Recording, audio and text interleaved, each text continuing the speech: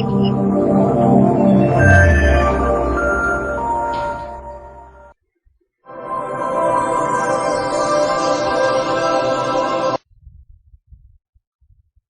back to a lecture series on GIS practicals. So in this lecture now we are going to discuss about the GIS introduction and the different tools of ArcGIS, how ArcGIS tools are being explored.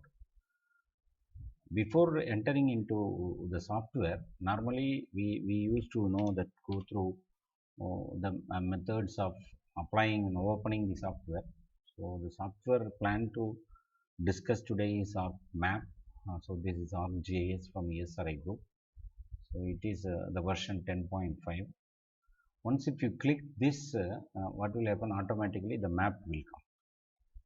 And there are other attributes like Arc Catalog, Arc Administrator, Arc Desktop Web Help. So these things also will come. In Arc Catalog, if you go, automatically Arc Catalog will open. But normally we will be opening Arc Map. Arc Catalog is nothing but it is like a file explorer, in normal what is that tools how we are using this will come. And when we discuss about normally with ArcGIS, ArcMap one, so if you click the ArcMap, this window will come. This window is called as map window, and this window is called as table of content window, and this window is called as Arc toolbox window. And in this we are now going to discuss about the different tools, that you can always use the help menu for getting any of the help. Once if you type, if you just click the Arc help, it will come here, get started, and you can also explore. In case if you don't know, you can type it to the search. So automatically all the supporting evidence documents are uploaded in the help menu. So we can very well use this help menu for our studies. Now first we will open the map and see. Let us open the first vector map. So that is the first one to open the vector map.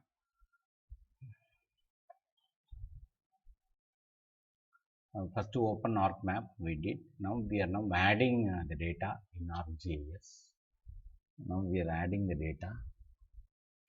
So I have clicked, this is add data. You see, if you just down add data, or you can go to file, here also you can add data, right? Add data. Once if you add, now first we are going to add the what is that raster data. So I am going to opening the village data. So this is the village of Dindigul district, village boundary, and you can see the village boundary is digitized, and you can zoom in and zoom out to see the vector map. Similarly, I also can open the raster map.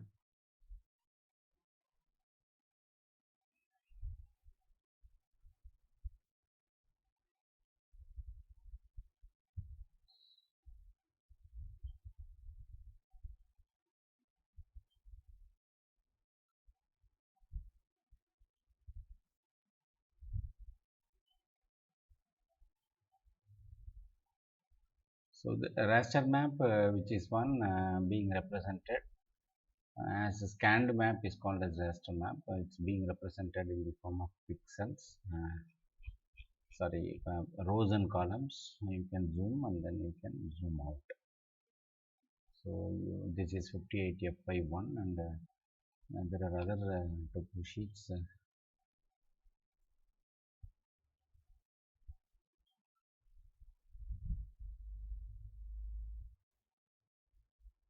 One is here.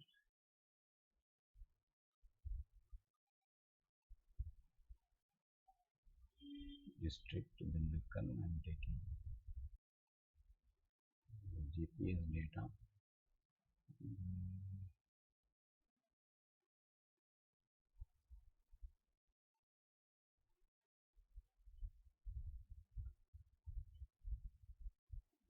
GPS data which we have collected is here. And similarly, we have all the topo sheet, of course, at present. I don't have topo sheets.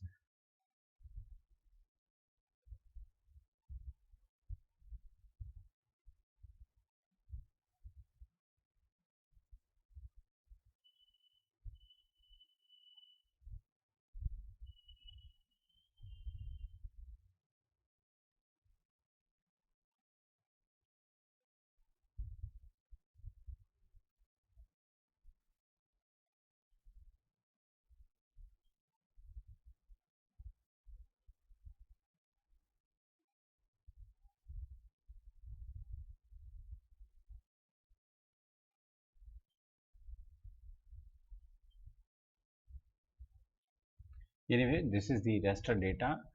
You can see, you can pan the data and see. And there are two examples are given. Suppose if you want to see the full view, you have to click here, full extent, and this is the vector data. You can zoom in and zoom out. This is how the data is being read.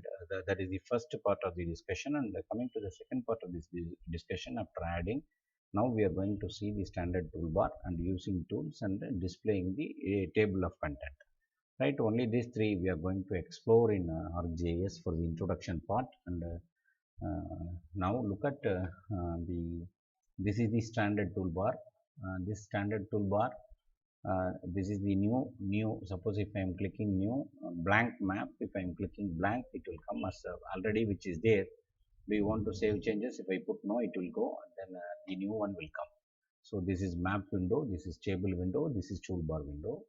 And suppose if I have already prepared map, we have done some base work for our research scholars. If I open, it is in the MXT format, that is the normal format of ArcGIS being used. When I open, it will take little time because we have plenty of databases are kept inside. You see, this is the topo sheet. We have started digitizing the rivers, and then this is the tanks. There are many topo sheets are there, and if you want to see with the full extent, you also can see the full extent. And we have started working on few of our research work. So topo sheet is the raster data, and lines, polygons, and point line polygons are the vector data. Vector data is the data represented with respect to single entity, and raster data is represented in the form of pixel element of picture. So this is the second one using maps, and you can save. This is very simple. Print, and this is common tools which is being used. So this is cut, copy, paste. Once if you start edit, it will automatically everything will come. So once if you start edit the layer, editing, if editing process started on, everything will come. And I'll just show you.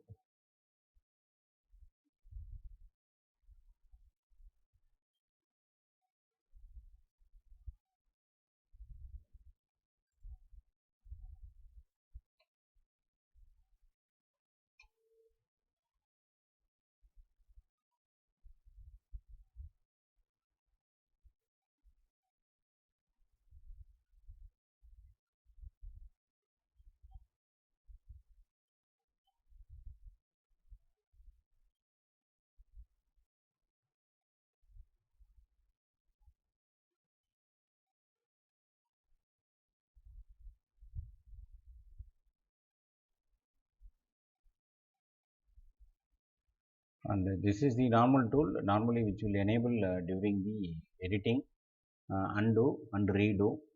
And this is add data, and you can change the data scale. Of course, suppose if you are typing here, instead of 616, if I am typing 816, automatically the display unit, in the display unit, the scale, depending on the scale, if I zoom it, you can see on the top the scale is increasing. And if I am zoom out, going inside, automatically the scale is decreasing. So this is editor tool, that is a separate topic there, and table of content of this will give you the table of content, and this table of content will enable in case if I am closing, and I can also open the table of content by clicking this. This is our catalog. As I said, this is similar to the file explorer. You can already our catalog I have opened. Now you see, this is our catalog folder connections. It's like that if you create one file, automatically attributes will develop. That is the capacity, because it is linked with the earth. There are 4 files: dbf file, dxf file, and suppose if I am clicking one button during starting digitization, parallelly 4 files will create, because it is now taking into the real earth system and then do all the analysis. That's why if you want to delete, you have to do it over here, so that automatically if you delete one file, 4 files will delete. Otherwise, suppose if you are doing deleting in normal file explorer, it will not done. So all the work related to ArcGIS, we have to do it only with the Arc catalog. This is our catalog. This is search tool. And now suppose if I am interested in searching any of my, that suppose if I wanted to do analysis, if I put any analysis, it will come. It is like help file, and if I'm not using, I can close this.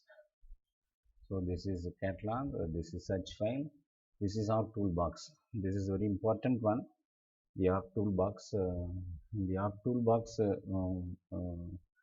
If you're thorough in on the all tools, it is like the tool to operate the entire GIS for the better performance. So once if you do this, automatically you will be able to get all the info. Nearly for about around 300 operations are there. You can play with these operations, and whatever the analysis from the basics to the advanced you can do with the Arc toolbox. So we have to Python is connected, and then you can also edit, and you have a model builder, and if you click a model builder, you can create one model for one district if you work automatically. So this is the menu which if you click it once, if you run, automatically it will take the files and then run it. So this is the editor tool. If I put start editing, I have many maps here. It will ask what to start edit, and suppose if I put district boundary, suppose if I am going with water body, automatically the water body will select, and then it will start it will be in the editing mode. So editor tool, if it is on, everything will switch on, and then you'll be able to work with your data, because the data is high. That's why it's not now now this is start editing is there. Now I go to the water body. This is water body, and I can open attribute table, and whatever, suppose if I am selecting one or two and I can delete, I can go on editing the files. Once if the editing once if you can see here, you can edit vertex, reshape the file, you can cut the polygon, you can split, it is like everything it is there here. Once if I stop edit, automatically this all will disappear. So once if it is in the on mode, all the tools we can use to change the vector file. So this is the zoom in, this is the tools, normal tools which we use. Normally we can use this here. You can also keep it here. We used to keep it like this whenever we do, because this is most of the time it's being used. You can customize, you can move wherever you want to put. Normally we put like this, because this is zoom in, and this is zoom out, this is zoom out, and this is pan tool. You can pan the tool. You click here, suppose if full extent, if you want, you can bring it to the full extent. This is also zoom in, zoom out, full zoom out, full zoom in, and zoom out, zoom in. This is with respect to full, and this is go back to the previous mode. This is for the go to the next stage. Suppose if you do undo, and this is select feature. If I am interested in selecting some of the features, automatically it will select. You see it is selected only one district, and you can also deselect. Select by rectangle, select by polygon. You can select as you wish. And suppose if you put escape, it will go. This is select element. You can also select element once if it is in edit mode. And I is that to identify the feature. Once if you click, automatically it will tell what feature it is. You see it is feature number 105. It is a polygon, and what is the length, everything, all the details with respect to the particular object will come.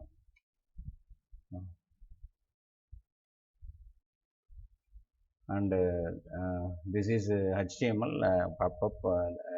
Right now it is not useful for us. And then this is for the measurement. You can measure the distance between one end to the other end. You see on the top, you see the segment in meters are there. Once if I double click, it will tell the length of the line. You also can use polygon. You also can use measure the feature. You also can do analysis by using the measuring tool. So this is the measure tool, and this is to find out suppose in case it is like search, whatever the attribute, suppose if you have anything in your mind, You can type the village name and get the things done.